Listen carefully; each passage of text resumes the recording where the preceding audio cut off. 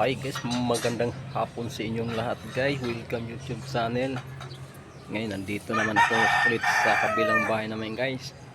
Kaya nandito ako kasi pinapagawa ko yung garahe dito guys. Dahil habang maganda ang panahon, pinagawa ko ng garahe para yung mga sasakyan ay hindi na nakaparking sa labas. Salip nga ito'y pang fourth floor, unahin ko muna yung garahe para masafety yung mga sasakyan namin dito guys. Kaya let's go, samahan nyo si Michael at si Bimple guys.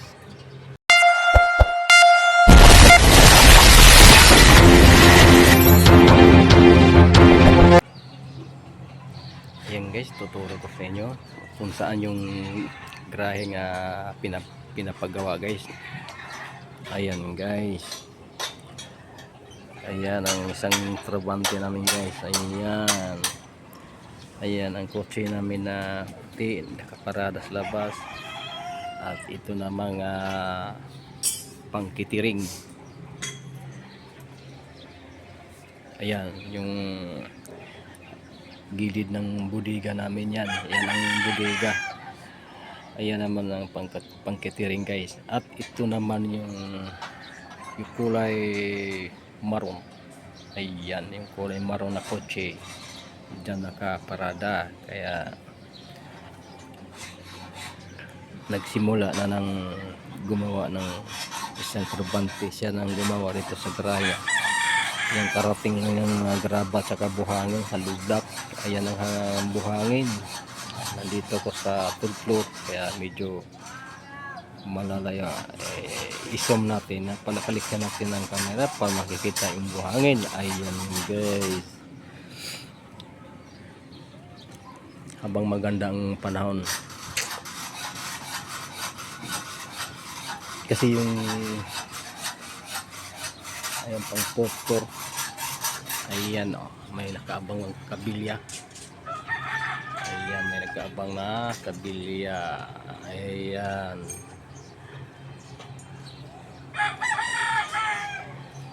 kinapos kasi sa budget kaya nahinto ang pagpagawa sa bahay namin guys.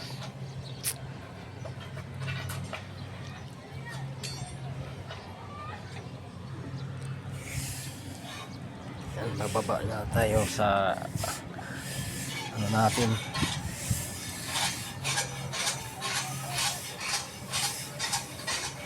Dito yung second floor.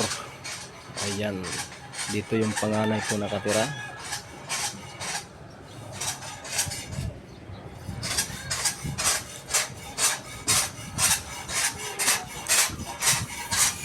Dito yung ground floor. Ayan guys,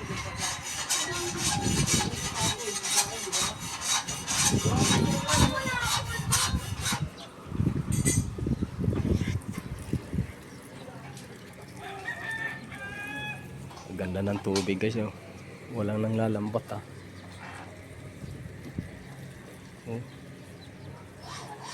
walang nanglalambat.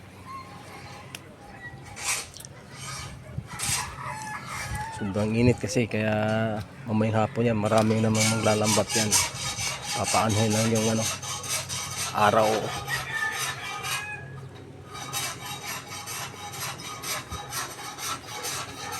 Ayun, mayroon pala sa kabila.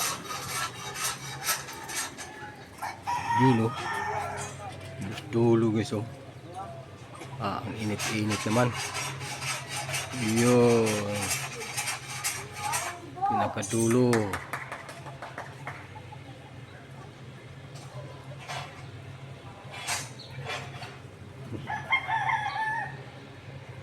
Malawak sana ng palistan dito kung hindi nabili yung pinakadulo, yung na yan,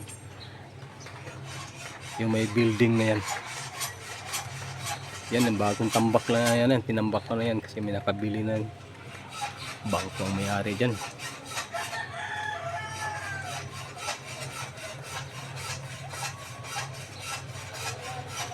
Yan.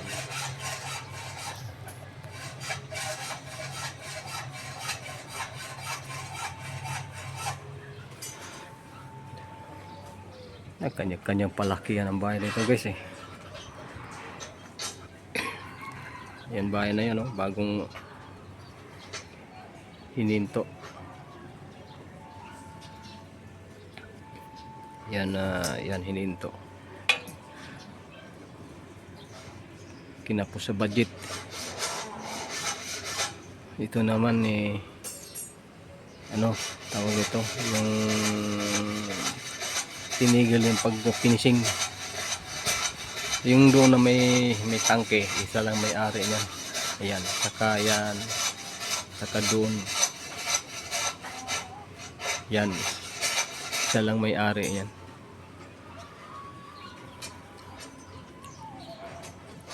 Eh, yan malaki ng mayaman ang may-ari niyan kasi may sariling paggawaan ng ano yan sa mga bintana, sa mga salamin. Yan sa amin sila nagkabit dito. Diyan kami lang umorder eh, kaya malapit lang. Yan, yung ganito. Yan ang negosyo niya. At sa mga bintana. Yung iba di pa na-finishingan, no. Siyempre kinapos sa budget eh, kaya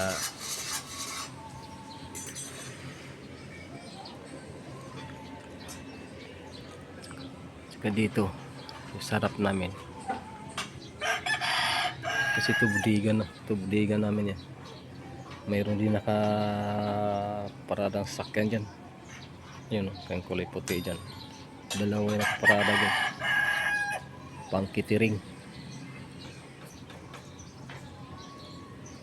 Ayan, bagong ano lang yan. Ayan, bago lang na labas sa kasa yan.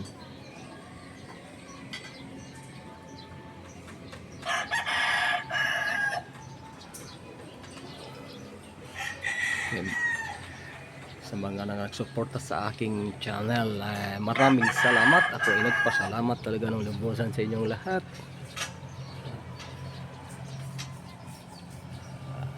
Sa mga hindi ko pa na-disbakan na, hintay lang kay busy ako eh. Alam ko maraming ano sa akin pero babalikan ko kayo. Hindi agad-agad, busy.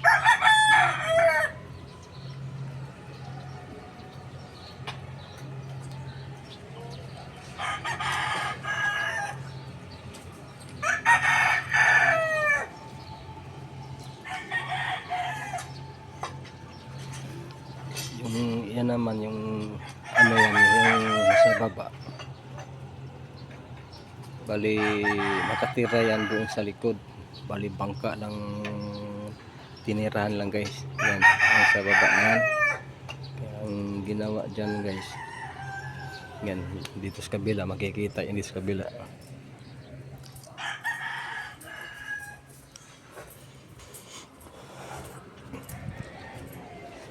Yan.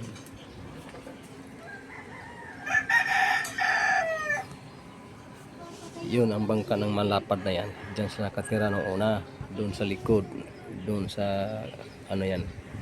Ang ginawa namin na pinag-usapan namin na ano, baka pwede na dito patira na sa likod. Sabi ko, walang problema. Ayan, kahit na ayan na nandito na sila sa likod ng bahay namin. Ayan, tulungan lang magkakapatid na magtayo. Tapos yung mga tira na yero na hindi na ano namin, nandyan pinakabit namin, binigay namin sa kanya. Ayan na, medyo maano na kasi yung malilit yung mga anak nila dyan. Yung una guys, ulila na rin sa asawa yung lalaki, kamatay lang, kaya galing pa lang Liti kasi yung babae taga ritong Maynila, hinatid dito, pagbalik wala silang pamasay. Ginawa nila yung bangka na yan, ginawa lang kubo-kubo. Ngayon ang ginawa lang dyan sila natutulog. Bali 5 yung anak niya. Kaya ang hanap buhay nila ay yung pangingisda. Yung kasagsagan ng bagyo, inaawa naman kami. Kaya nung ginawa namin, pinalipat namin dito kasi tama kakatapos na dito sa ano namin. Yung ano na to. Kasi yan, yung buhay na yan pinagawaan talaga ng sarili na tirahan. Siya nakatira dyan. Kaya dyan natutulog nung bagyo, dyan natutulog yung mga anak ni Brian ang pangalan nito, ang tumba na to. Yan. Ngayon mula nung nakatayo dito nakatayo, nagiging 2 na yung bangka niya. Ayan, 2 na. Tapos yung tira ng mga pintura namin binigay namin sa kanya para mapapaganda naman yung bangka niya. Kaso lang nakakatakot na sumakay dyan kasi di tulad ng bangka sa Negros may cottage. So, kasi malalim yan lampas tao yan. Ang ganda niya, no? Lawak yung place doon. Bando na kasi yan pero yung doon hindi yan may ari yan dyan. Yung sa kabila yung doon bando na yan, yung doon hanggang doon sa kabila.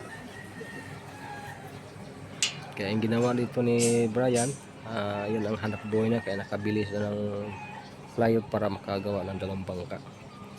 Kasi yung unang ginamit nila ito may kubo yan, may kubo, tapos yung ginagamit ng pangisda na yun. Yan, tapos yung lambat na yan, yung bagong lambat niya, bagong bili yan, ano lang, mura naman. Sabi ko dagdagan mo na lang para mahaba yung lambat. Ayan, kaya pag kayo nanghuli sila, pag marami silang kuha na talapia at saka bangos, ayun na tinatawag din ako, binibigyan. Kaya yung pinupost ko, ayun, nagagaling sa kanya. Yan guys, malalaking talapia.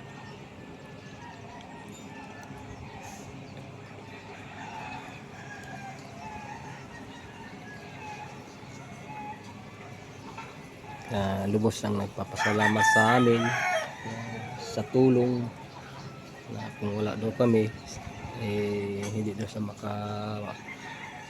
sila makatulog ng maayos dahil nga siyempre yan lang tinutulugan nila. Siyempre nakakatakot yan.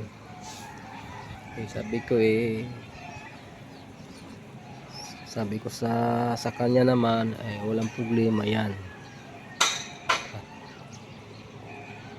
sa pagtulong, walang problema yan kamo.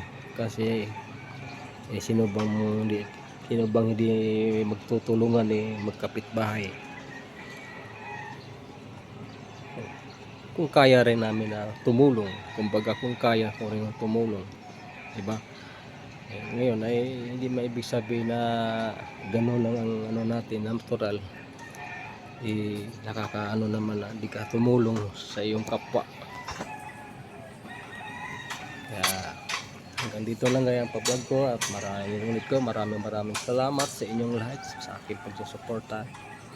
Bye, thank you for watching.